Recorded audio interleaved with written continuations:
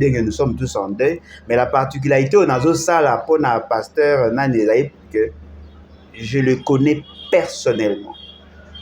Moni, c'est un frère à nous. Avant et Bandara vers les années 87-90, on n'était pas si loin que ça. On a présenté ma condoléance. Et là, on a un bateau, on a yoki pour na yoki mamebe.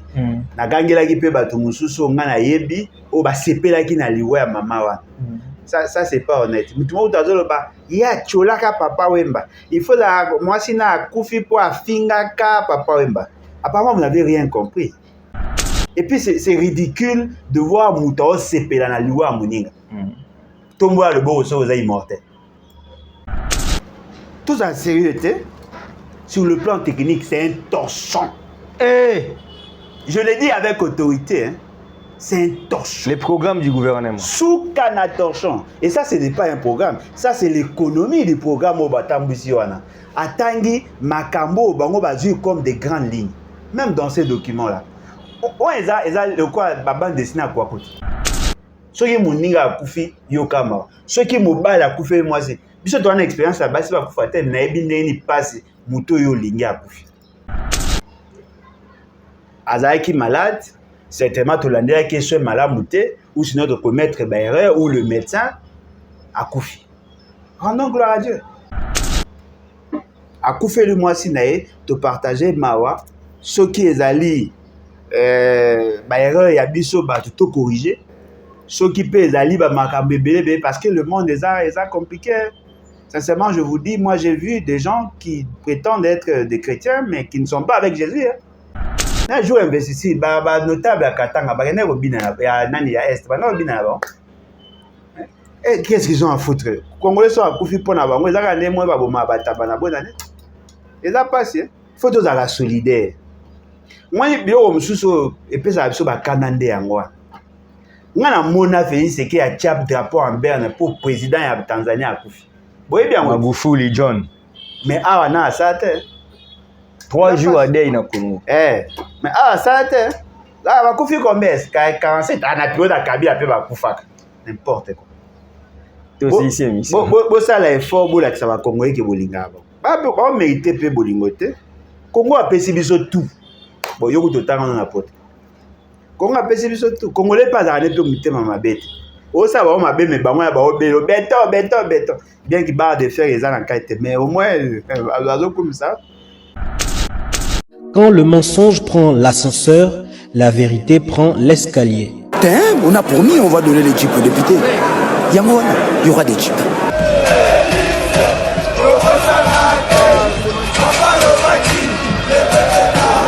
Notre ennemi c'est le Rwanda, FRDC, Toumae, Munguna Nabiso Kagame, Congolais, Kangae, peuple Telema.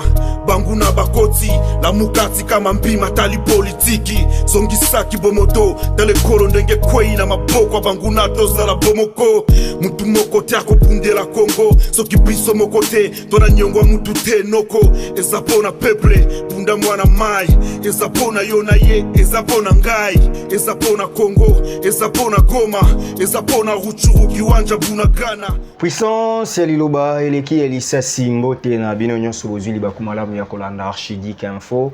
Bino nyonso bolandaka masolo ya politique partout dans le monde. Totombe libino mokolo malamu bisika nyonso bokutami kimia ya nkolo Yesu ezala na mabota na bino. Malheureusement toza na matanga mais namoni bandeko ebele bazolobela yango te parce que na Congo to taki lisuko kufela bato. Na drame oyo penza to zumwa tante bon lokola biso nzoto ezaki na mwa botungisami na retour na biso tolingaki penza to lakisa mokili ke biso bakongomani toza na matanga pe to présenter ba condoléances na ba congolais biso nyonso oyo tokufeli bandeko na biso na linga so lo mamba STT na omo lo belande mambu ya Congo parce que lorsque les gens meurent ce sont les Congolais qui meurent. Au cours de cette émission, en tout cas, on va parler sur plusieurs points, notamment investiture au gouvernement, le lengeni ni mambango etamboli, ba spectacle et monani, le lengeni ni salami nyonso na mukolo moko, tokoye ba ke mambango etambola randengeni ni tokobeta penza investiture, on a remise et reprise. Et déjà pendant le tournage de l'émission, il faut pas qu'il y ait des conseils des ministres. tomeka ko solo la mambango to beta masolo ya République démocratique du Congo na mobimba na yango phénomène ya ba arrestation un phénomène penza ya ko assainir média oyo wapi bande ko ebele ba zozala ba victime na ba arrestation to ba convocation ebele na ba autorité ya ba régulation to ko solo la yango na kati émission. J'ai le réel plaisir de recevoir encore sur ce plateau, président national du parti politique Levons-nous et Bâtissons, monsieur Alain Bolodjoa, papa Alain, Nengebiso, proche na etobe ngaraye, tolobi vraiment bozala wana bokende musikate parce que makambo ebele ya malonga ekobima na émission oyo. Papa Alain mbote na yo. Mbote ndeko na ngai, mbote na balandi, en tout cas merci beaucoup pour l'opportunité. Bonne santé. Oui, ça va, on est encore là. Bien que le pays va très mal, en tout cas, Marambo tourne Koloba. Qu'effectivement, le pays va très mal. Et je suis sûr que tout au long de l'émission, tu vas démontrer une partie. Parce que ce début, tout le bela, on réseau est la légion tellement belle que ça peut nous prendre toute une vie pour nous expliquer ma bio ça ma Congo. Ba question ça tellement belle mais na bandi na nous, baba ko sala ba action ya makasi pour récupérer passeport. Au combien de niveau ni? Réaction à ma casse n'a pas qu'elle besoin de silence. Il y a mi balé, le quoi à mon silence est aussi mbatté. Je viens d'ailleurs d'être avec un avocat qui insiste à ce que n'a porté plainte contre Jean c'est Sakinga parce que le fait seulement qu'il n'y a pas de traçabilité, on ne sait pas retracer le passeport, n'a porté bango plainte. Maintenant il y a yebi qui est dans la quartier général et Moutou a instruit ça quand bango est à Peter Kazat. Peut-être le quoi Peter Kazada Longwe oyaye le quoi azara maele azara na moi esprit à Bomoto peut-être qu'il va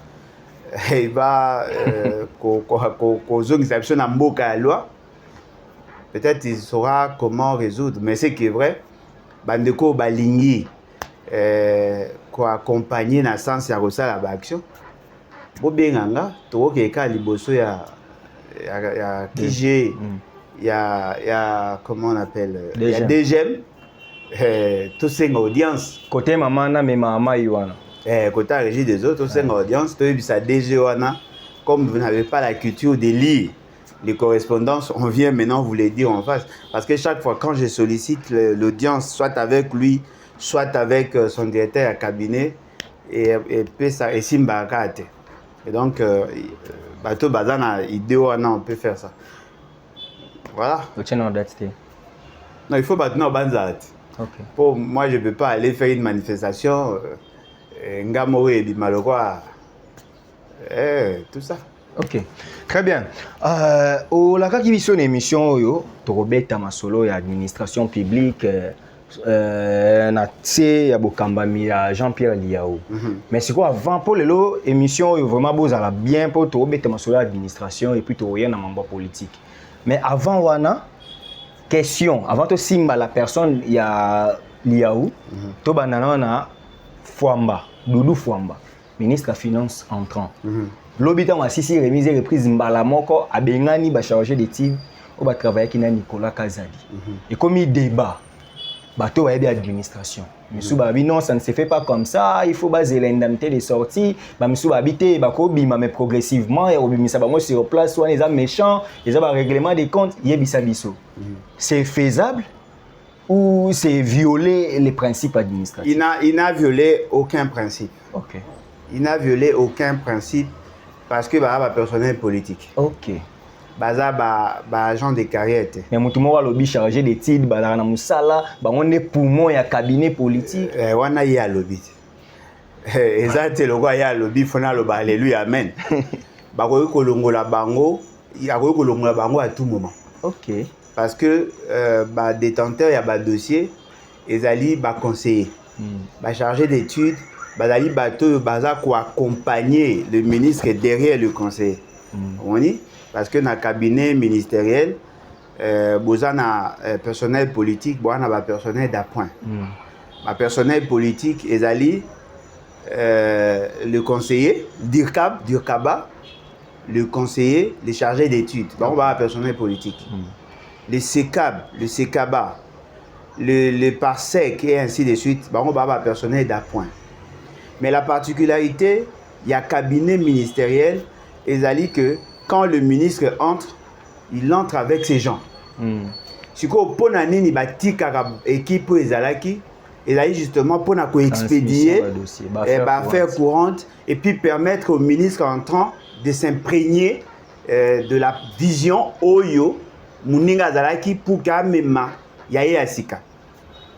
Et que Bimamabe, pas sur le plan légal, mais sur le plan de gestion, ce qu'a Longoli tous les membres du cabinet.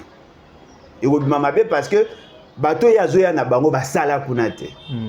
Ba traitement ba dossier en cours à la maîtrise. Mais ce qu'a Longoli ba chargé d'études, ça n'a aucune incidence. Mais on a cité quand même Mayo Mambe qui en son temps tant a un budget après faire remise et reprise à Longola batakangu dia nyonso la biba kende. Bakande ba si ça biba nyonso ba kende. Non, dans le bataille, ce n'est pas une faute en soi, mais à erreur ce que Longoli bango nyonso parce qu'il y a des dossiers en cours. Moi tant yo yé, oya na bateau basala kunati. Ils alaka bien bateau basala baye ba orienter bino par rapport à traitement à dossier même par rapport à classement à dossier parce que moni neza na to sala ka éternel recommencement pour to zaka na tendance à kolongola batu nyonso basala ki. Yo yé, na pese un exemple, oye oyebi mamba le batite. Nga na président. Nga na longwe. Siko ba dossier en cours yo yebité. Bato basala kananga olongoli bango. Il faut bandasko kotanga tous les dossiers zawana pour que s'imprégner. Ça vous prend du temps. Basala kandengi ça c'est ezali problème ya pratique, ça problème exigence te. Outiki quelques ténors ya cabinet bango ba orienter bino par rapport à traitement en entendant que bino bo s'imprégner. Bato balongola bango mingi te.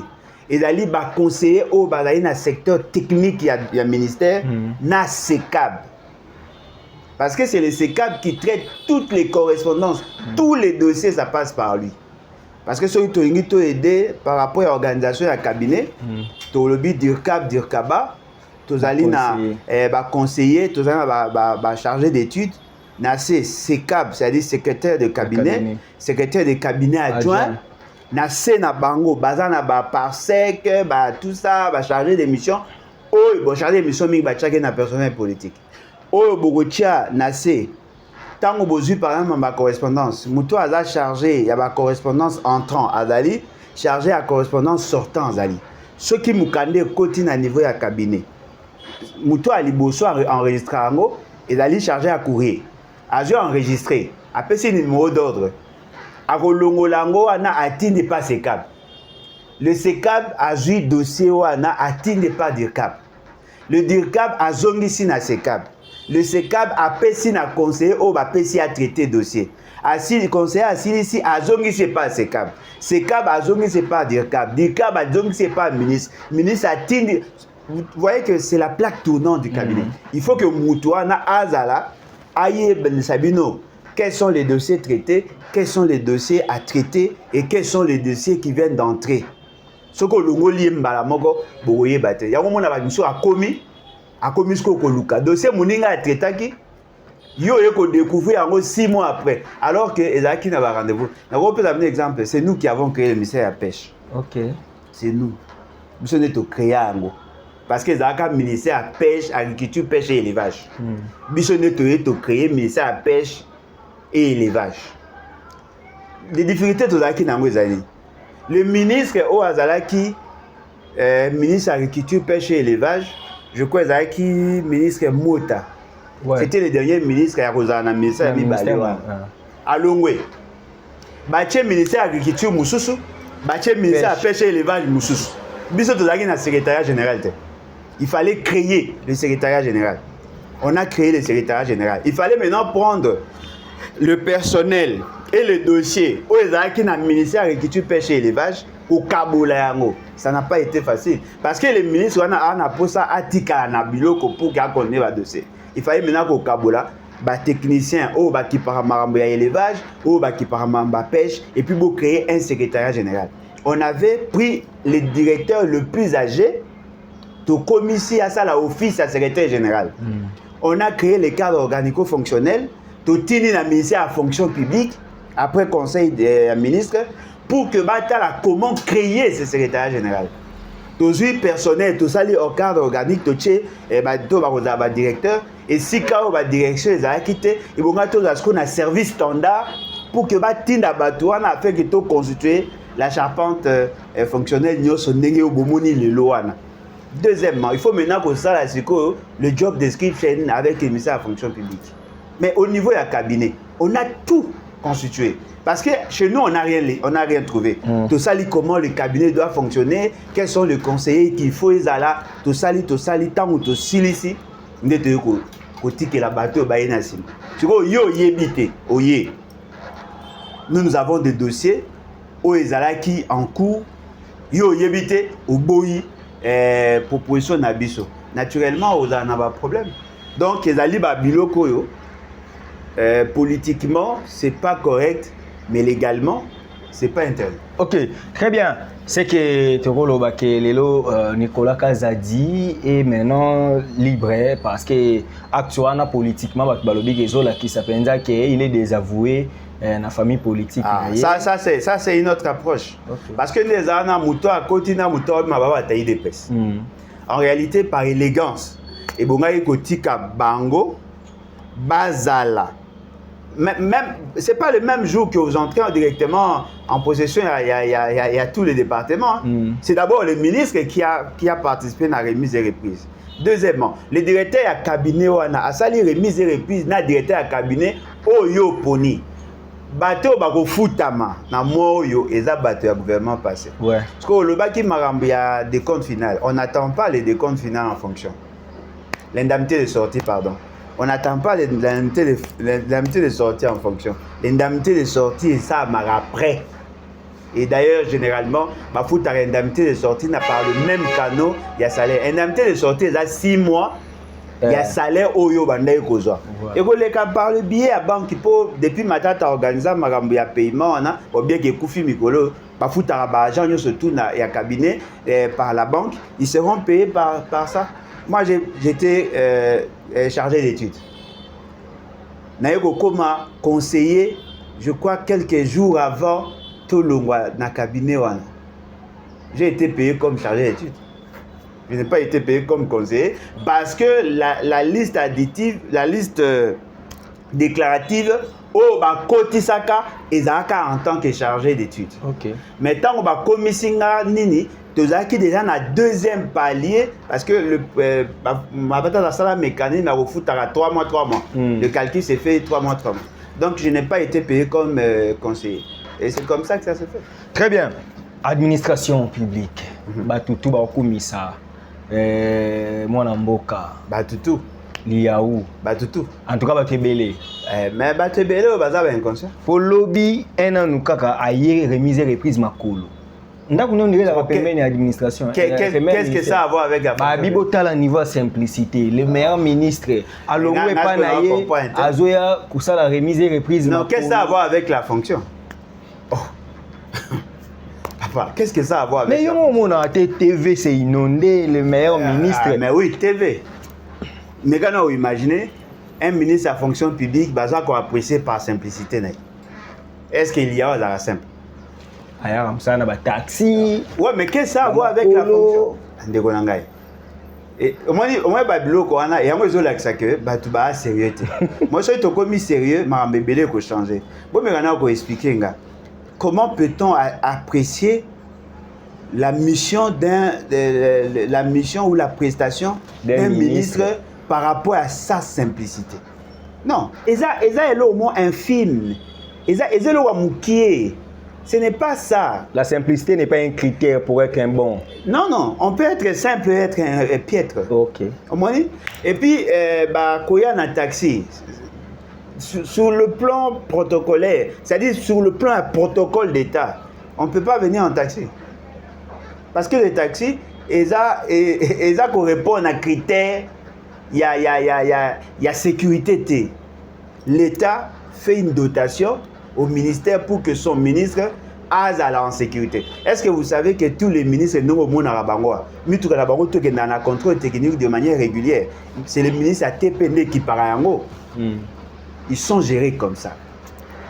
Nga mona liao azoya sur 24 côté à ISC 4 véhicules. A komi ko poussa na peme na bureau na ya kiti, azui taxi ya mutu moko ba yeba na ya koti, aya komi na bureau na en taxi. Ah voilà, il est simple. Mais il n'a pas quitté sa maison avec les taxis parce qu'il y a dans un cortège à 4 véhicules. Siko et donc siko ba bazo jouer na psychologie à batodini. Et ça effet à publicité. Boye ba ngo publicité c'est de la manipulation.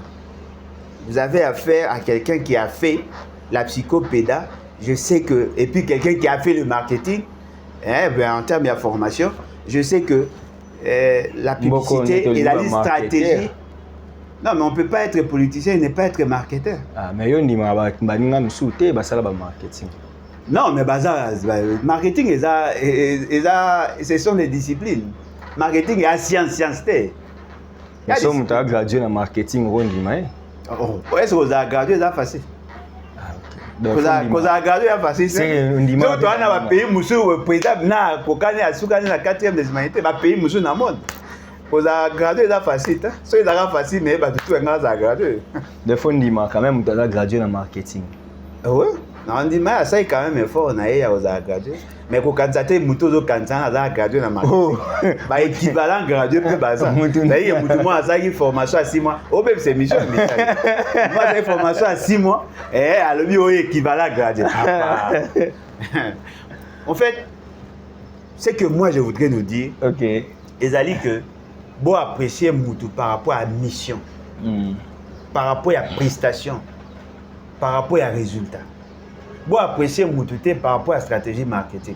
Parce que, beaucoup vous appelez en face à Moutou, il investit plus dans le média que dans les actions qu'il mène. Ok. Tout le monde a combien de bateaux Babima meilleur dans ces pays sans rien faire. Moi, une différence c'est Abisso. On peut être célèbre sans domaine.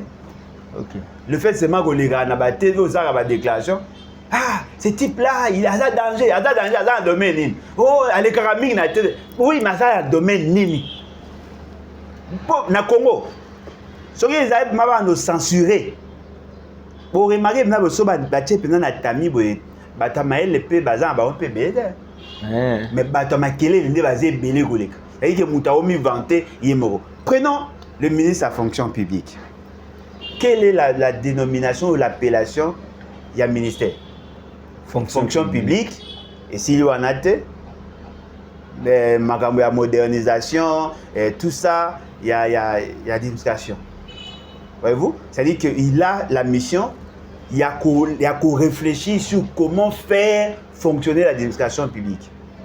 Le ministre de la fonction publique a le gestionnaire, c'est-à-dire le chargé à ressources humaines de l'État. C'est lui qui gère la carrière, c'est lui qui gère la carrière, il y a personnel civil de l'État.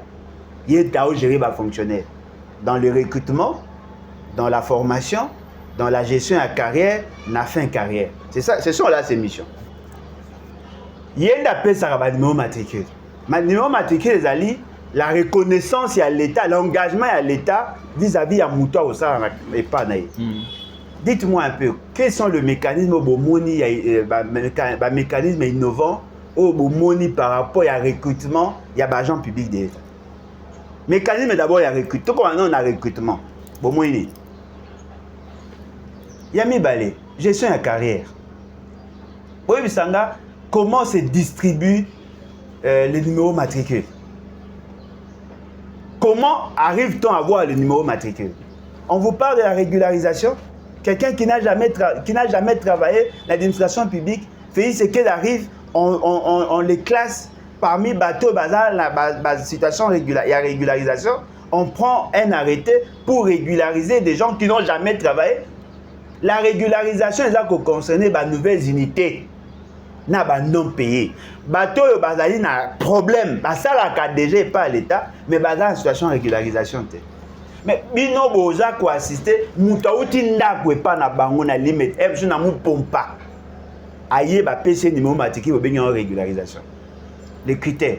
On a pris des gens à banner fonction publique na rang ya chef de bureau. C'est pas comme ça. On ne recrute pas à niveau à chef de bureau, la mouika vous recruter.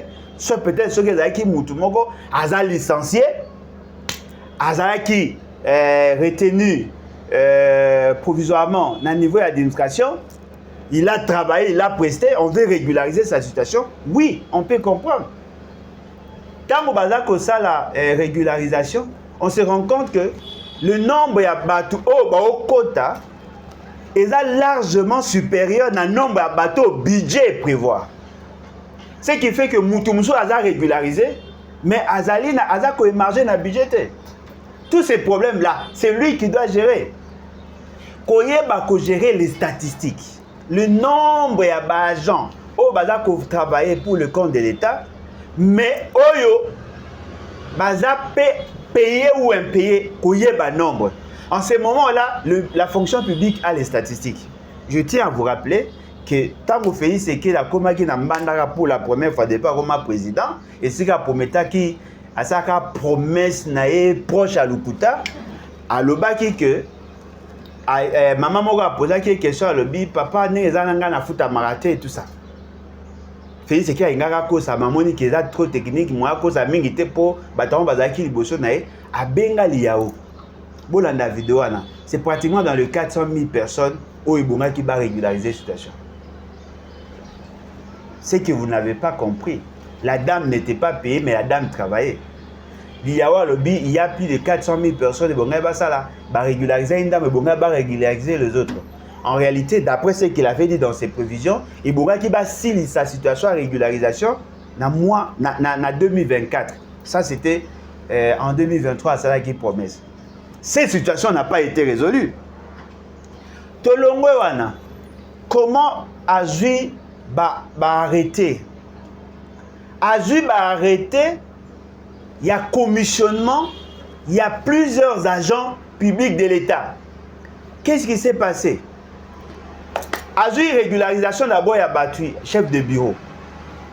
Après, un chef de bureau va commissionner un chef de division. C'est-à-dire que va tirer provisoirement chef de division. Le moins na chef de division, va commissionner directeur. C'est-à-dire que quelqu'un qui était chef de bureau, va commissionner chef de division provisoirement, va commissionner directeur. Au lieu que de la procédure, parce que dans la procédure, comment et ça marche. Si vous êtes chef de bureau, vous pouvez être commissionné, c'est-à-dire qu'on vous place là provisoirement comme chef de division. Pour que, comme directeur, il faudrait d'abord qu'il y ait une ordonnance de confirmation et la fonction pour assumer, il y a commissionnement. C'est-à-dire qu'il va confirmer comme chef de division, n'est pas possibilité de la commissionner directeur. Ok. Mais avec l'IAO, ce n'était pas le cas. Un chef de bureau, commissionné chef de division, commissionné directeur et confirmé par ordonnance sur proposition, il y a l'IAO. Exemple, monsieur, on appelle ça qui est la direction, le ministère des Finances, chargé d'études. Chargé d'études. C'est peut-être ministre de la Finance, papa Tito. Aye, Asali, Naliaou, Basali proposition, pour na kopesa, batu ba matricule. Bazui batu mususu ba commissi bango, ba directeur. Mais na kati ya ba directeur ou ba commissi. Le poste, Oyo eza na kati ya ministère, il a 12 directions, mais il a nommé 27 personnes. C'est-à-dire que le nombre de directeurs est largement supérieur à un nombre de directions. C'est-à-dire que vous constatez qu'il y a des directeurs qui n'ont pas de lettres d'affectation parce que fonction, il y a quoi assumer et ça n'a correspondant à niveau de la matriculité. Parce que là, nous avons la fonction et nous avons les grades. Vous faites de quelqu'un directeur, mais ça n'a lié affectation à Moussalate. Si vous foutez comme directeur. Et puis, nous avons rappelé, les directeurs dans l'administration publique, ils sont dans les 500 000 francs, 400 et quelques mille à 500 000 francs en salaire. Grâce à la prime, et bien, on a 1 900 000 de poussière. Mais ce que vous êtes directeur et que vous avez lié affectation à Moussalate, tu gardes la fonction, mais tu n'as pas droit aux primes. Ok. Donc, les alliés, il faut voir. Et là, monsieur les alliés, pour connaître une promotion dans l'administration publique, soit par cotation, c'est-à-dire que chaque année, il y a une fiche de cotation. Si on salit 3 cotations, il y a malamu, par contre, il faut promouvoir yo na grade supérieure. Soit tu as suivi une formation, ou soit par la volonté à mokonza monique prestation na ezali malamu alingi à promouvoir yo dans ce sens-là. Qu'est-ce que nous avons constaté? Tant que basalaka test à l'époque il y a Kabila, il y a des secrétaires généraux, il y avait des gens qui auraient gagné, qui auraient remporté par rapport à la compétition, par rapport à la test,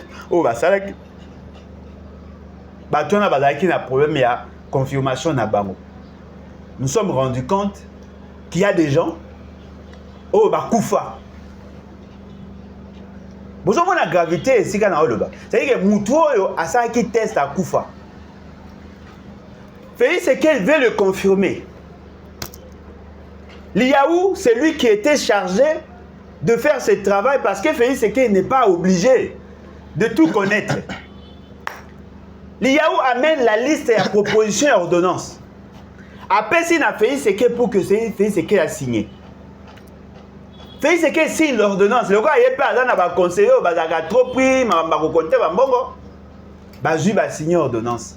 Moutakufa. Moutakufa, il y a cela 2 ans. Je peux vous certifier, dans l'administration publique, ce n'est pas possible. Ce n'est pas possible. Parce que chaque année, tout agent de l'État qui agit pour le compte de l'État a une fiche de cotation. Ce qui est test, c'est-à-dire que soit il était directeur, soit il a passé test à 100 causes à directeur, mais il doit avoir une fiche de cotation. Qu'est-ce qu'on a constaté? Ces ordonnances-là, ordonnances au Félix Sekei a signé qui? Il y avait de numéros matricules fantaisistes. Ce n'était pas de numéro matricule de l'État. Va créer un numéro matricule à l'Okuta. C'est quand le corps va créer un numéro matricule à l'Okuta, la fiche et la cotation n'a été. C'est-à-dire qu'ils n'ont pas contrôlé physiquement son dossier. Quand on va publier, il dit mais papa, on va nommer directeur, c'est là 2 ans. Alors dites-moi, la responsabilité incombe à qui? Au ministre de la fonction publique, qui a induit son chef en erreur. Très bien. Il a signé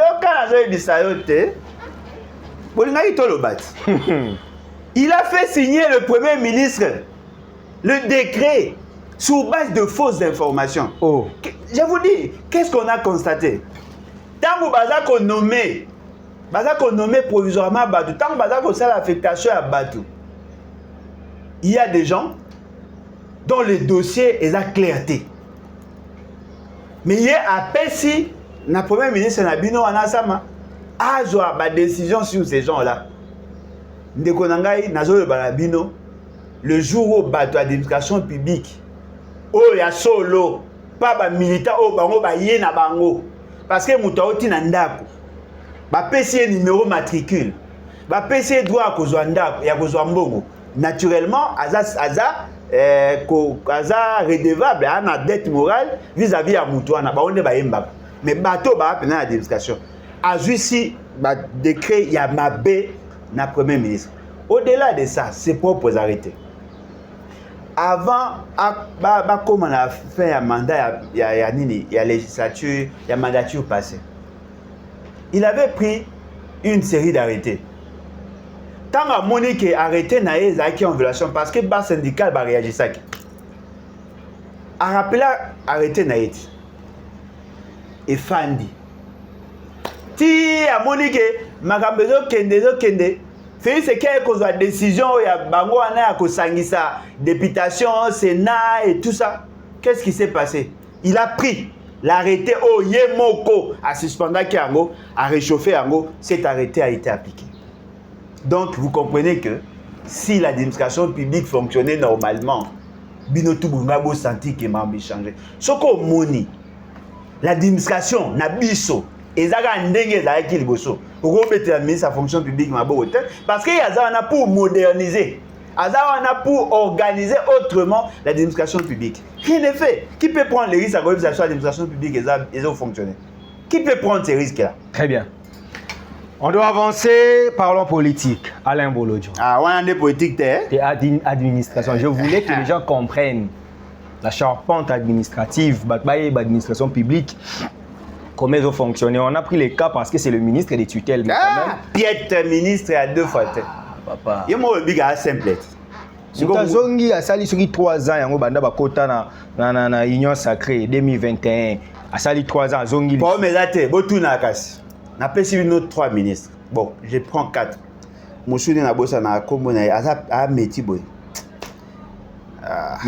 Mutu moko ya MSR. Mon baleka, mingi kuna baleka mingi zara. Moi c'est pas azali.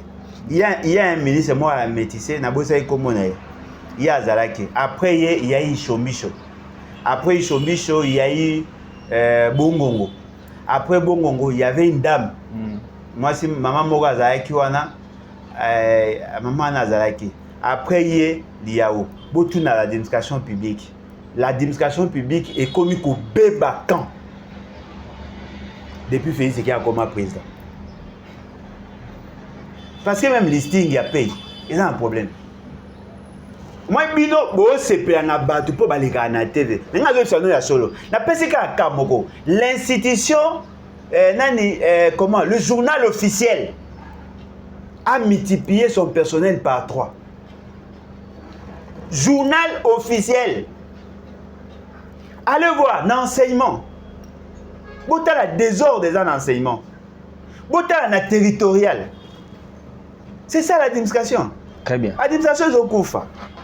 Bino bo se pe anaye po, aza éloquent, aza moulaï, aza boga, apé sarambongo, aza simple, aya na taxi. Bozo apprécié était par rapport à la prestation. Aucune grande réforme est salami. Ayebi nombre de personnel T. Il a régularisé la situation à bateau, baza irrégulier. Et bino bozo apprécié ka po bo mesana. Ah mi tem. Alain Bolodjo, Tovandi Boye, investiture et salami. Na kati investiture. Tout le monde, bon, je ne dirais pas une première, mais ça va rare fois. Que va présenter programme, attendre pendant des heures, la commission et zoa et il y a des questions, on a habité ba ça encore marathon et ça la major et salami. Non, avantage dans les années. Pour nous autres, bon, nous autres là qui sont le bien. Et puis la commission, on a posé question. Ils ont posé question. Changer qui la commission, na ba regroupement.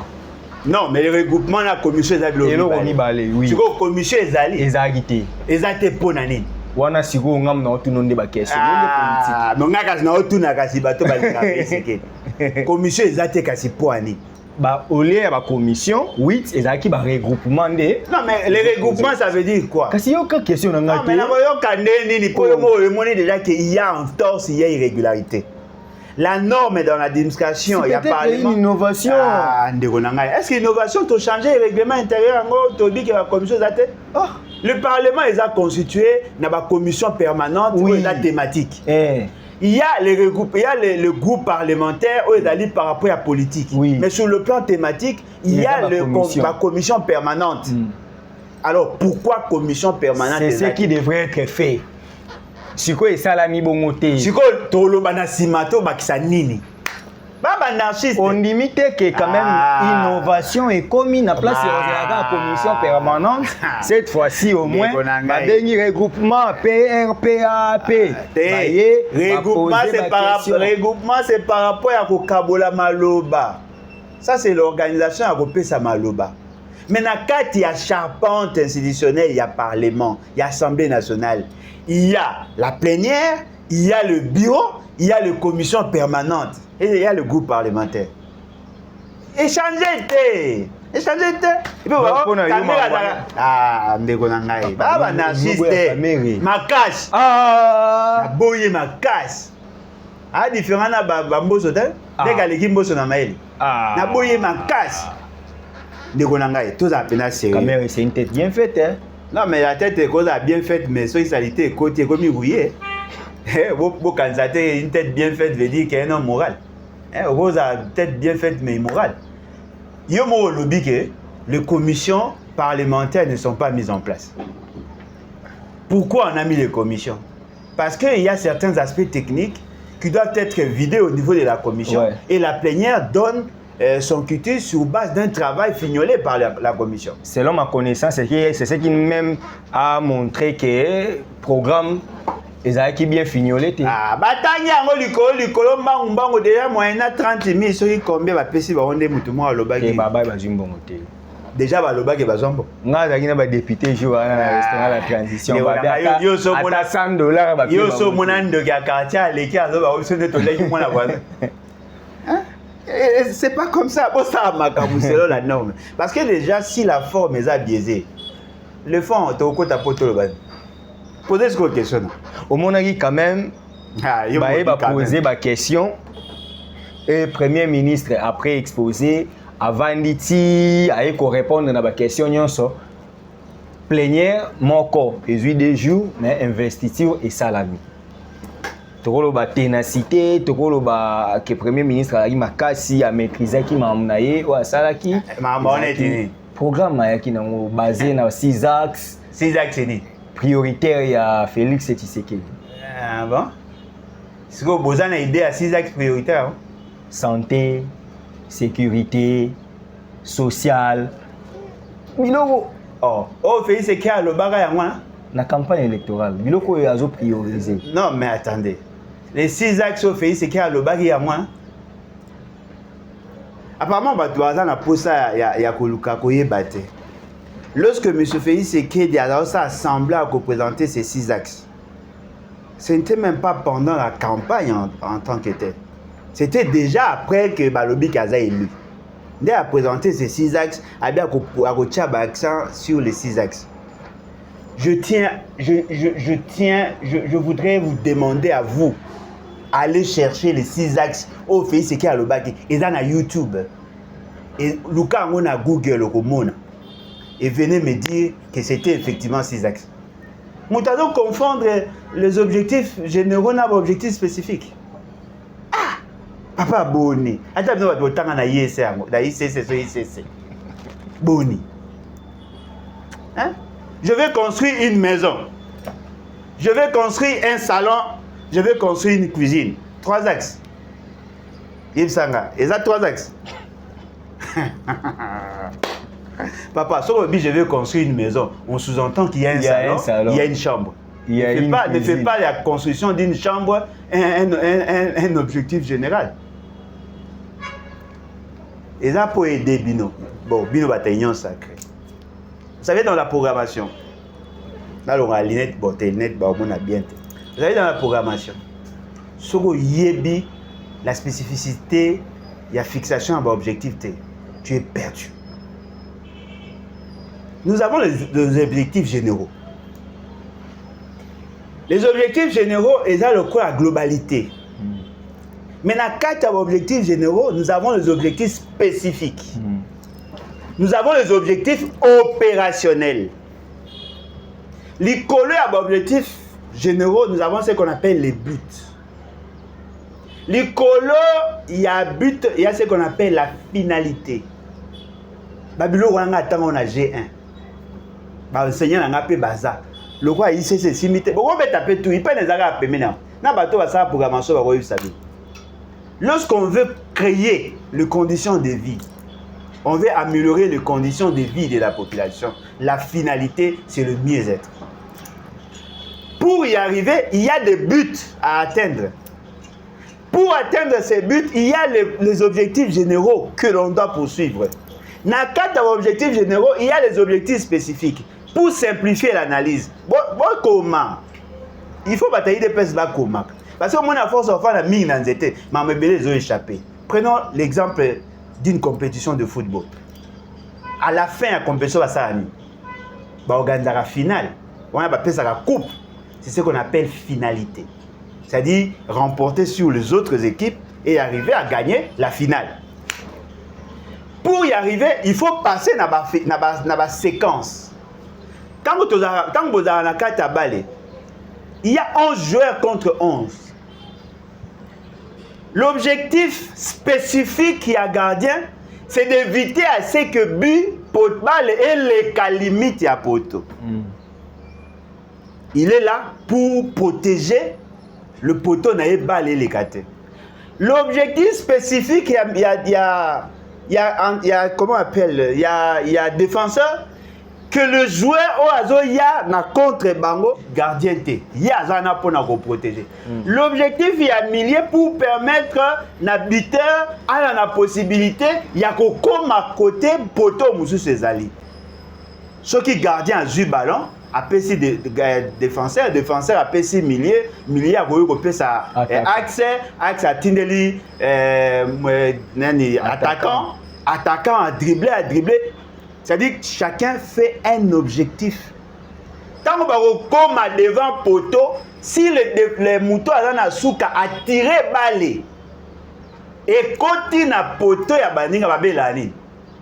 Ah, moi ba wo te wana za wo a na Kinshasa. Ba but. C'est-à-dire qu'ils ont atteint un but. Sommation à bas but et si vous n'encaissez pas, vous gagnez à la fin, vous atteignez la finale. C'est comme ça qu'on fait la programmation dans la gouvernance.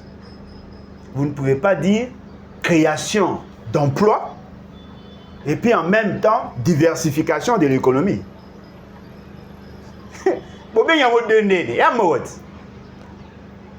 Diversification de l'économie, c'est-à-dire quoi? C'est-à-dire donner la capacité technique et financière aux Congolais ou aux étrangers vivant chez nous pour créer plus de richesses.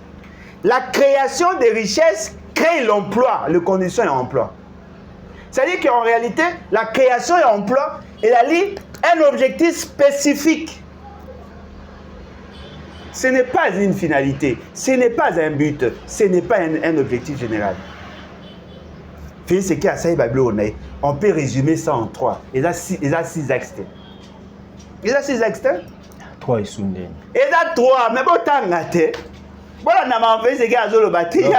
Création des emplois au long Sangisi. Non, création d'emplois et côté déjà la diversification de l'économie. Maintenant, dites-moi. Tu n'as comprendre. Si vous voulez diversifier l'économie, ça veut dire quoi? Vous pouvez savoir votre capacité à reproduire. C'est quoi création d'emploi? Na 4. Création d'emploi au Yozo Lobana. Et ça le quoi salon? N'a que la diversification de l'économie. C'est quoi un salon? Et puis au monde normal. Mais là on a une Sabino, na bateau va s'intéresser à un aspect technique et à la gouvernance. Ça c'est un conseil que je vous donne. Félix Sekei avait 15 axes en 2019. Avec un budget pluriannuel, il y a 46 milliards. Inunkamba. Sama Lukonde de triste mémoire arrive à 13 axes. Avec un budget pluriannuel, il y a 38 milliards de dollars. Toutes choses restant inchangées, les axes ne doivent pas changer parce que jusque-là, aucun axe n'a été atteint. Madame Aya Alobi a un cadre et à continuation, c'est-à-dire qu'elle continue l'œuvre exploratrice parce que jusque-là, ils n'ont pas touché le fond. Il y a Sama Lukonde. Comment sommes-nous passés de 13 à 6? Bon, 13, il y a Sama Lukonde. Bon, comprendre, bon, comparer, na 6, il y a Maman Toulouka. On n'est pas dans la continuation. On est dans la rupture par rapport à la fixation, à l'objectif. C'est comme Kuna Ezalaki avec 13 axes, avec 36 milliards de dollars. Aujourd'hui, avec 96 milliards de dollars. C'est-à-dire qu'elle a eu à multiplier pratiquement par 2,7 le coût et à projet. Dites-moi, tout ça en sérieuxité, sur le plan technique, c'est un torchon. Et je l'ai dit avec autorité, hein, c'est un torchon. Les programmes du gouvernement. Sous Kana torchon. Et ça, ce n'est pas un programme. Ça, c'est l'économie du programme au Batambusiwana. Atangi, Makambo, Bango Bazu comme des grandes lignes. Même dans ces documents-là.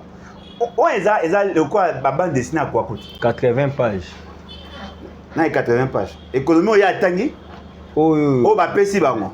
80 pages. Ouais. Na ba tableau, ba sali ndenge ba kozwa mbongo, ndenge ni ba ko affecté. Maman, au moins en tout cas ba intelligence à bilokos na ndema bino sote. Ngana ko préférer mutatangi yese, mutatangi sta. Yo ka na lo bate. Yo ka na lo bate. Utatangi Star, Unikin, Unilou, Unimba, parce qu'il apprend les théories et il vit la pratique chaque jour. À la perception, monsieur. Vous pensez que mobiliser 92 milliards dans le contexte actuel, c'est facile? Mais expliquez-moi ça et la recette. À l'obligation, ça il a été kozwa. Sam Alukonde avait fixé 16 milliards de dollars en 2022-2023. Neto Loba, toi on a un budget à plus de 16 milliards. La capacité mobilisatrice, on n'a jamais atteint 10 milliards. Mais avec 13 axes. 6 axes, Boyibo Mema, 18 milliards, 400 ou 300 millions de dollars chaque année. C'est toujours de manière linéaire. Ah, dites-moi, net aux axes qu'on a neuf, aux années 2024, bon, on va en 2024, va consommer déjà 6 mois, sans rien faire. Au moins, il a attiré le gouvernement, il a la beauté. En tout cas, beauté pédée. Mais c'est pas quand même Fachi, champion masculinité positive, 18 femmes au gouvernement. Masculinité positive, il y a un respect à genre. Après, on a vu son homosexualité. Oh non, docteur Moukoué, il ça promotion. Masculinité positive, ça veut dire quoi? Positive, c'est-à-dire promouvoir la femme. On est chargé de promouvoir la femme. Il y a docteur Moukoué, il y a la papa, maman. Ça n'a pas de sens. Ce n'est pas ça la finalité. Ce n'est pas ça l'essentiel. L'essentiel pour nous, c'est comment résoudre le problème congolais. Pour bien résoudre un problème, il faut le connaître. Mais Madame Soumine l'a démontré. Non, ces dames ne méritaient même pas. Moi, je vous dis... Qui n'a pas présomption. Programme à 145 territoires, maman, il ne faut pas kangaï. Maman, il ne faut pas kangaï. Au moins, bino tout. Au moins, bino nyon se bose à attirer par la beauté. C'est la première fois d'avoir une femme à la tête du gouvernement. Non, apparemment, vous faites la promotion du sexe. Vous ne faites pas la promotion de la compétence, des mérites. Cette dame a créé la confusion dans la gestion d'un programme à 145 territoires. Et là, ça passe, Israël Moutombo a auto ça à enquête. Apparemment, Zobanga. Papa a kobanga te, papa tu as ça qui yebisa peuple congolais oyo moni. Na inongo, yebisa bango oyo moni. Pour nga webisinga. Yebisa peuple congolais. Ceux qui vont la maman est sérieuse dans ce qu'elle fait. Bon, c'est perné qu'à poids kitoko. Bon, c'est perné tes poids yebi. Un jour, Batoka va faire ce que Batoka va Missou Souana. Vous allez devant leur juge naturel en train d'être jugé et condamné. Ils ne feront rien. Nazo modi ba ngote mena yebi ke ba sa eloti. Au moment où, quand même, Balaximino qui est en association Moussala, remise et reprise de salami en une journée centrale. Mais pourquoi dire qu'on est meilleur alors que Batou Bazo a précieux va meilleur? Je peux dire que ma femme a meilleur, pourquoi il va pour ça? C'est que yo na voyé baki meilleur non na nini. Bozo mona ke mboka neto ke ma bi. Il fallait pas le prof Jolie, non? Non, mais prof de la rose, mais ceux qui conscience, science sans conscience, c'est ça oui de là, mais c'est l'autre. Vieux Sambo Paroma na CNS. Non, mais comment il y a CNS, mais ceux qui considèrent que peut-être un gars, bateau d'autant, papa en bata, bateau d'autant, bata maïlet. Ah, pas en bata. Bata, ngani ma bata, nga moi je quoi pour ça en bata. Bateau d'autant, bata maïlet. Mais un mouton maïle qui réfléchit dans l'estomac. Ah, go ba non un plus égal à 3. Ogana sangote maman moi il dépêche à bi ba ola tsaba na gratuité enseignement 1 plus égal à 3. Na union sacrée toutes les réponses sur les autres c'est pesa moko c'est bon hein. Ah la membre union sacrée té. Oui bien quand même. À la porte-parole à ba musicien. Ah membre. Mais ba musicien union sacrée peut pas ça. Oui bien quand même. Oui. Allez bolo joa. Na ngana zonga membre remise reprise mais le ko beti li solo ya ba conseiller communaux na kemba la na communiquer Seni. Seni a sali communiquer ya rapport ya ba élection ya ba bourgmestre na ba adjoint na bango Seni a faute de moyens. faut des moyens organiser l'élection à salle. Bon, tous ont cassé. Tout dit Magassi a raison. Faut ta moyen, bon, ce moyen pour fonctionner ça. Pour organiser l'élection à salle, exact. Bon, pour fonctionner ou l'installation à bango ça. Oui, bien moi ça là pas. Na mona on dit l'état m'a escroqué. Bien d'autant qu'il n'a pas si hein. Oui, bien la salle pour ça les Tony, il faut faire aux la fenêtre debout. Okoma debout. Et moi peine à le yégué pour aux amassa mo gumbie mu Congo yo zo koma. D'autant qu'il n'a pas si hein. So dites-moi un peu. Comment peut-on atteindre les objectifs généraux dès lors que les objectifs opérationnels sont toujours atteints? On veut désigner le bourgmestre. On n'a pas le moyen. Mais ce bourgmestre doit être installé parce que vous sentez le bourgmestre et le bourgmestre adjoint seront élus. Ils ont droit à 3 échevins. Et il y aura un mini-gouvernement. Il y a un collège communal où ils allaient, où ils travailler le quoi un mini-parlement. Ces gens-là doivent avoir le moyen. Tu vois, organiser l'élection dans la salle. Parce qu'il y a un conseiller, monsieur, au moins, net na commune, boyem, sur bahana, à 12. Boana mbonga organiser l'élection. L'élection, vous avez dit, vous avez na bureautique, vous imprimer ba bulletin.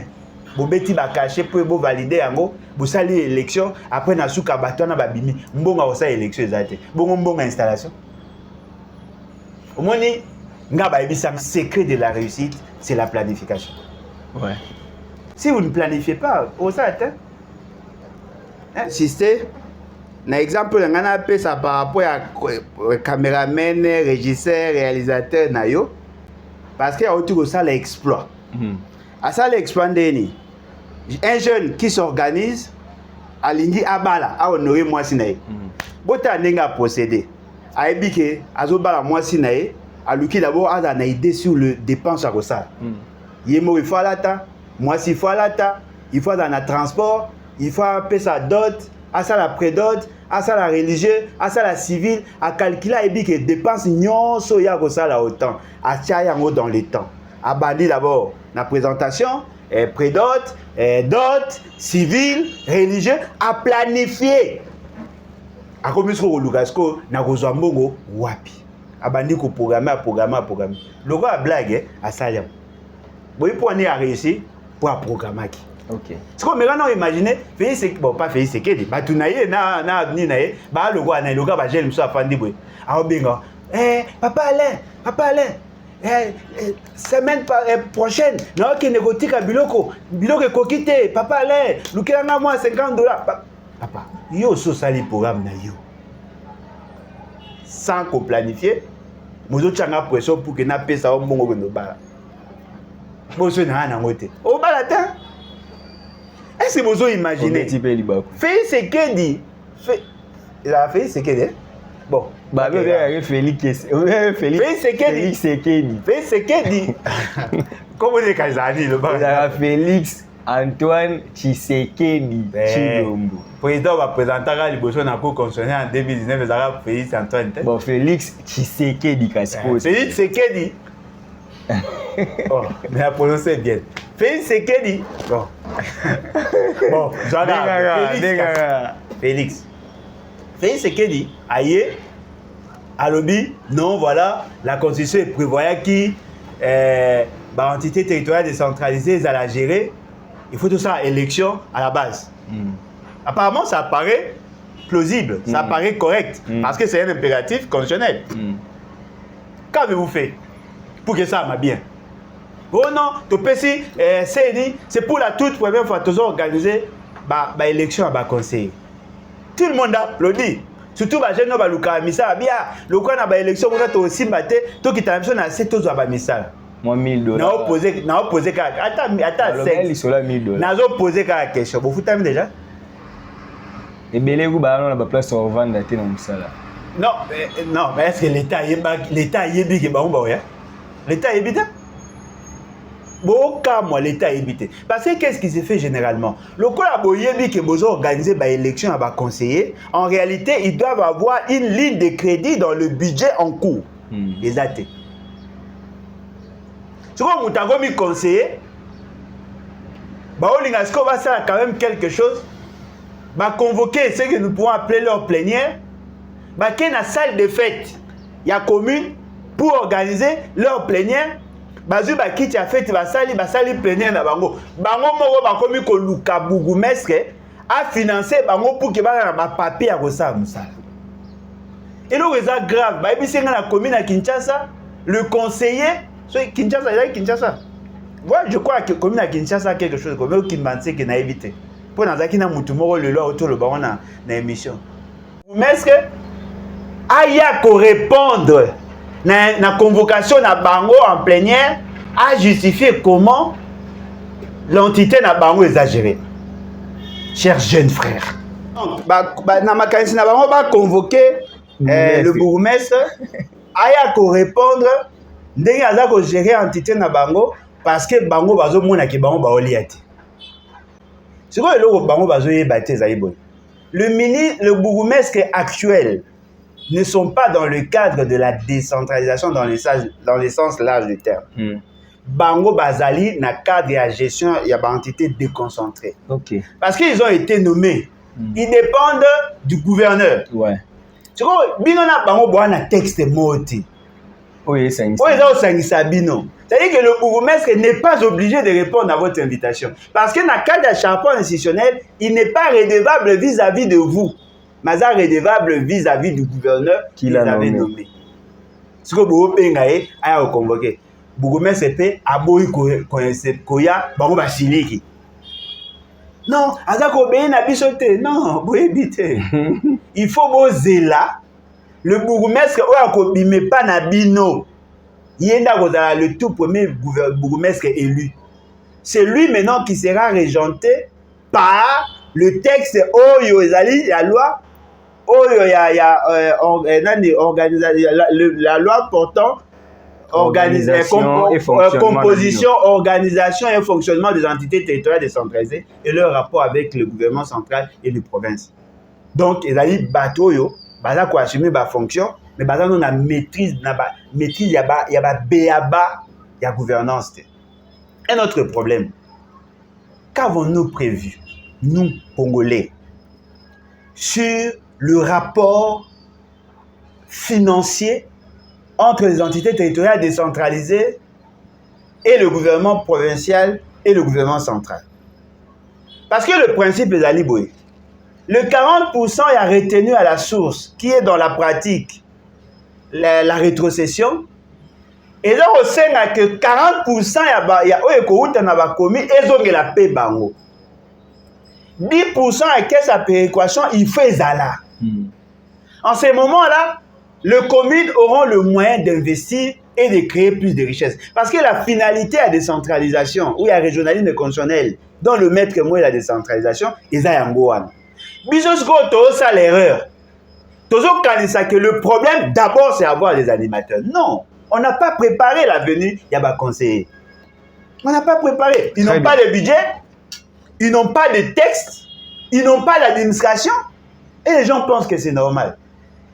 Il manque même des bâtiments. Tu vois, Bino, bateau beaucoup ça a fait ici. Na évité ça. Tout le monde a remise et reprise. Moi, bah spectacle est belé. Tout le monde ministre de la justice. Des connus opposants. Ah, ne onangate.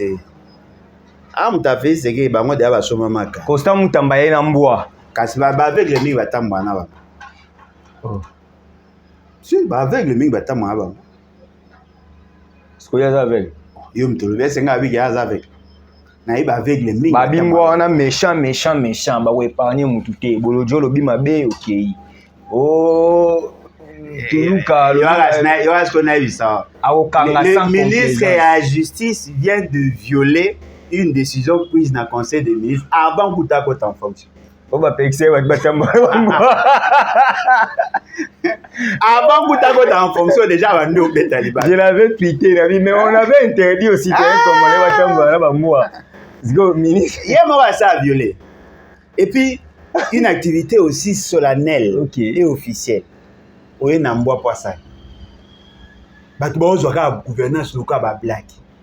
yo yé na il fait ce qu'il n'a pas ni pas à okita na activité mo solennelle officielle ayepe na mboa pas quitter non boye ba aventure na no bosala libanda na mambosa na niveau à l'état. Mais bien qui buzz communicationnel, il a voulu qu'on parle de lui, il a réussi son coup. Non, mais il a réussi son coup. C'est de la même manière Kaba peut a réussi son coup. On a parlé de lui. Kaba, on a parlé de lui. Il a réussi son coup, tout le monde en parle. Est-ce qu'on a dans le bien ou dans le mal? Moni, il n'a pas droit à l'erreur. Il a des qualités que moi, personnellement, j'apprécie. Ok. Qualité naïe, Yaliboso, c'est un homme ambitieux. Ok. Qualité naïe, Ami Balé, Ayebi qui il était et qu'il veut être demain. Mais son plus grand défaut, il n'arrive pas à être sérieux dans ce qu'il fait. Je vais vous donner un exemple moins simple. Alobi Kaza héritier, il n'a rien hérité, bien qu'il dit qu'il est plus intelligent que Félix. Il n'a rien hérité, il s'est construit lui-même. Mais il colle à volonté na yo à kokoma bokondi. C'est un peu moins éthique. Il faut que des choses dans le monde aient interdit de faire tout ce que tu veux. Tu ne peux pas avoir la liberté de faire ce que tu veux. Mais comme moi, quoi encadrer, tu es notre jeune frère. Déjà bien que conscience n'est pas mais comme ministre, comporte-toi en tant que tel. Parce que si tu échoues, on risque de dire que les jeunes ne méritent pas parce que c'est trop enfantin. On lingo ça un spectacle, pourquoi? Mais à 36 ans, on est largement majeur. Non, on est largement majeur, mais Kozala Mouto est issu d'une famille riche. Kozala ici, Mouto a bimi dans un parti politique en tant que tel. Omi comme ici Constant Moutamba. Mais créer qu'à condition tika alibé là. Pourquoi vous avez ça sensationnel? Vous pensez que le jour où j'aurai les postes de responsabilité dans le bas, non, changé. Ça, c'est vrai. Aujourd'hui, post scénario, comporte-toi en tant que tel. Ça, c'est une vérité absolue. Comporte-toi, parce que Sogo Sali Malamu, les gens vont t'apprécier. Parce que scientifiquement, à convaincre Ah bon? Il parle bien français. Bon, avocat, il est éloquent, hein? Il est éloquent, il fait des déclarations, mais scientifiquement convaincant. Paf, il est juriste. Il est juriste. Il est juriste. On fait de lui ministre de la justice. Alors pourquoi on a un spectacle? Ah, outil sope mandataire à mine, il paraît. D'ailleurs, il y a convaincant, il y a convaincant, point. Pour na biga travail na démonstration. Bazara mandataire depuis période de Kabila. Na mwana iloko basada. Siko ngunga yango a prouvé de quoi il est capable, bien que l'environnement est amabé. Ba message bani. Yo on a plusieurs exemples moi simple. Sans être en contact avec la première ministre de manière formelle. Il commence déjà il y a quoi intimider battu, il y a quoi maramou ya osal. Est-ce que mamane est authentique et m'ka na zo ba oh il y a lobby na jour il y a remise et reprise. Ouais. Papa, le conseil des ministres est siégé. L'ordonnance fixant vos compétences de job description des athées. Si vous avez le banini, vous allez calme. Remise et reprise, na yoki ne kolanga zalaka. Maman on a payé pour ça remise et reprise. Avocat général. Avocat après premier avocat général après un conseil d'État. Après ça remise et reprise. Zéla conseil des ministres, zéla le job description. En ce moment-là, vous allez agir en tant que ministre. Pour l'instant, vous êtes dans la procédure administrative et s'il y pète. Le lot à vendredi, il va aussi conseil des ministres. Ce qui va salir conseil des ministres, c'est la première ministre qui vous donne des orientations par rapport à la politique publique. C'est sur base de son programme, c'est sur base de sa vision que vous allez mettre en place les stratégies pour y arriver. C'est comme ça. Ce que vous avez juriste, maman, et bitende. Alain Bolodjoa. Vous amenez la comédie. Il y a un IPC, hein? Ouais, mais IPC, mais ce sont les mêmes professeurs. Tant que les institutions privées, ce sont les mêmes professeurs. Si bana ICC, bana IPC, batanga bien. Papa, ce n'est pas l'institution qui fera de vous un homme intelligent. l'université ne fera pas de vous un homme intelligent. Ouais, c'est nec. L'université... Non, mais le problème est que la qualité d'enseignement est par rapport aux outputs. Moni, vous pensez que dans le cadre de l'université, tout le monde est intelligent? Non. Impossible. Moutoumsa Rose a 71% molégué dans ma tu as la première licence, moi, ça m'a retenu pour nous avocat, tu as un magistrat, ça la douane. Mais la première licence. Comment est-ce que la université va publier point, résultat, il y a fin à classe.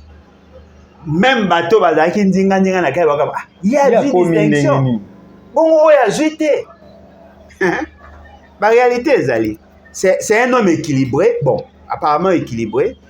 C'est un jeune qui s'est imposé dans la sphère politique, bien qu'il a travaillé à côté de la blague, il s'est forgé. Malongo la blague. Ok. Sur la blague, il peut faire mieux. Autant vers la fin de cette émission, on a très grand des questions. Alain Bolodjoa au Brosselé Bisso en 1 minute. Situation socio-économique ya mboka na biso avec Daniel Mukoko déjà na tunaki olobaki tu ondi maramutu mais na place au environnement a échoué déjà papa.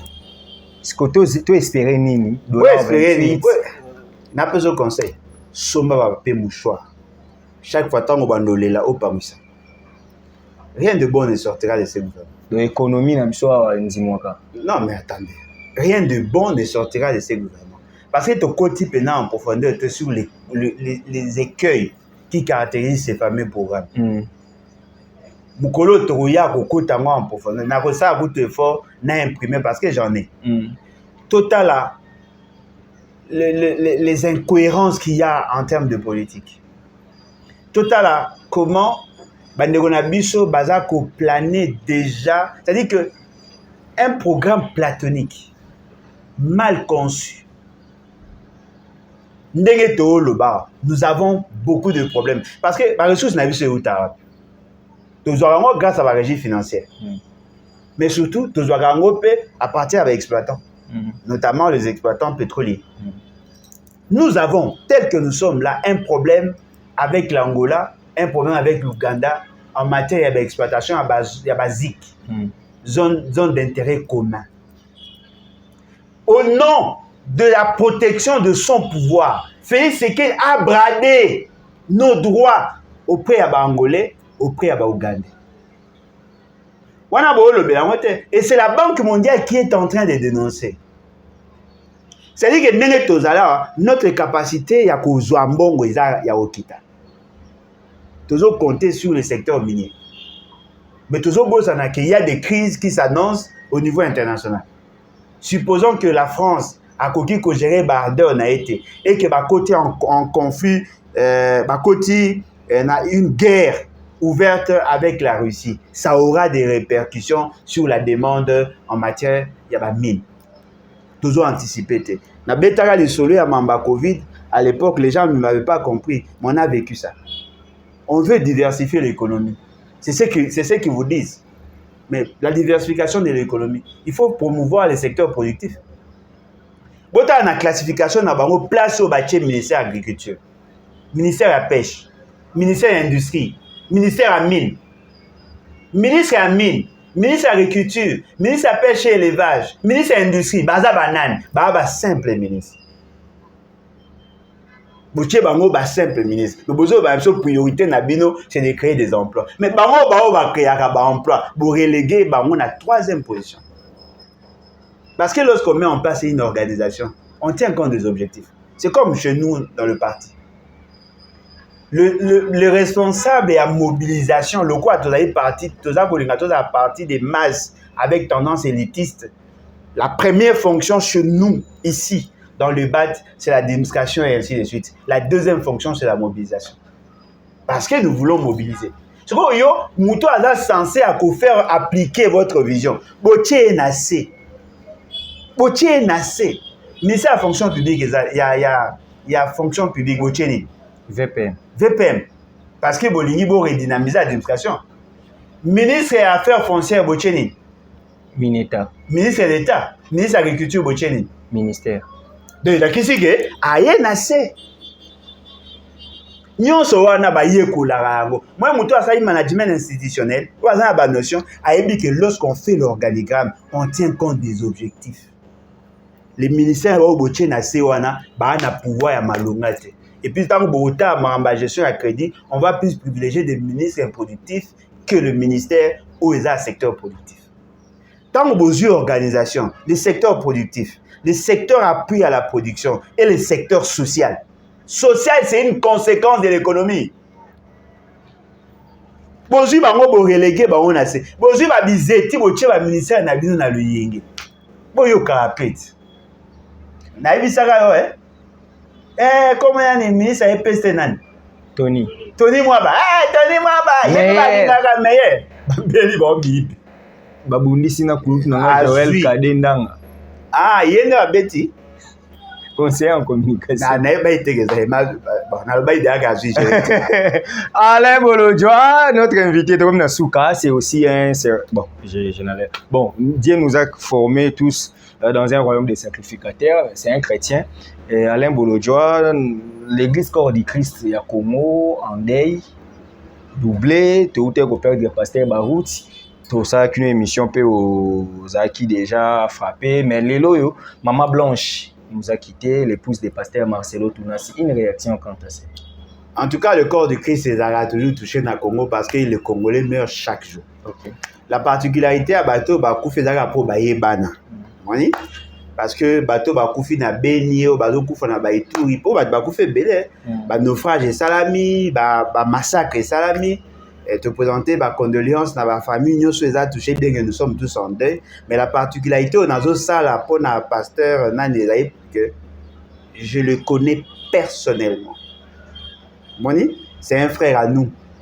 Avant et Bandara vers les années 87-90, on n'était pas si loin que ça. Mais moi, c'est Néné Naïbagete. À Koufi, na Okipasi, Neti Batunyoso, on a présenté ma condoléance. Et là, on a un bateau, on a yoki po na yoki mamebe. Na gangela ki pe bato mususu nga na yebi o ba sepela ki na liwa ya mama wa. Ça c'est pas honnête. Mutumo utazolo ba ya cholaka papa wemba. Il faut la moi si na kufi po afinga ka papa wemba. Apparemment vous n'avez rien compris. Vous n'avez rien compris. Et puis c'est ridicule de voir muto sepela na liwa muninga. Tombo le beau so za immortel. Lazare Kouta sait quoi Koufa. Tout le monde passera par là. Ceux qui m'ont dit à Koufi, Yokama. Ceux qui m'ont bat à Koufi, moi c'est. Puis tu as une expérience là-bas, c'est pas Koufa. Tu n'as pas passe Mouto yo lingi à Koufi. Na voyagé, na sali 45 jours, 6 mois, libanda anda kunanga, j'ai senti un vide. De qu'on a vu ça là na passe na mouté. Toi na posé tes potos consoler tout sambi sanzami. C'est ce que moi je ne comprends pas. Non, à Koufité, il faut que tout ça là. Et Dieu nous a donné le pouvoir, il y a qu'on peut ça tout bon. Oui, mais Dieu reste souverain. C'est comme si vous dirigez Dieu. Dieu reste souverain. Mais là, monsieur Zaleni, il y a des volontés permissives. Le fait seulement que nous commettons beaucoup d'erreurs en matière de santé, si la mort nous atteint, ne rendons pas responsable Dieu. Moi, j'avais perdu ma fille, j'ai jugé Dieu. Dieu, qui es-tu pour me juger? Azaïki malade, certainement tu l'as dit que soit malade mouté, ou sinon de commettre une erreur, ou le médecin a Koufi. Rendons gloire à Dieu. Consolons notre frère. Tout la qui s'anaye que tout la est effectivement affecté. Mais tu peux essayer par espoir, tu peux bimaloko à bateau, bah écoutez à Job. Finanzambe, non, c'est pas ça. À Koufi le mois sinaye, tu partager mawa, ce qui est ali, bah erreur ya biso bah tout corriger. Ce qui peut ali bah makambebele parce que le monde est compliqué. Sincèrement, je vous dis, moi j'ai vu des gens qui prétendent être des chrétiens mais qui ne sont pas avec Jésus. Hein. Ça existe. Hein. Ce qui est ali makamboyandenga normal. Enterrons notre soeur, je crois que c'est le lundi. Le lundi déjà. Bien que nga moyena koma kunezate po bato tout passe bayaka balisika wana. Boye bake nasa ko compatir avec la famille Barouti, avec la famille de notre frère, avec toutes les familles qui sont touchées par la mort, nous sommes ensemble. Boyeba qui je suis avec vous. Très bien.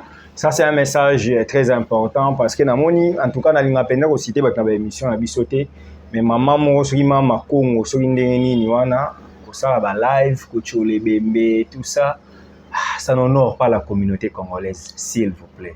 Et dans mon écoute, réagir, babi, bateau, benga anti-valeur, réfléchir que les maman, a donné des leçons à tout moment dans les réseaux sociaux, en France, tout ça, en tout cas.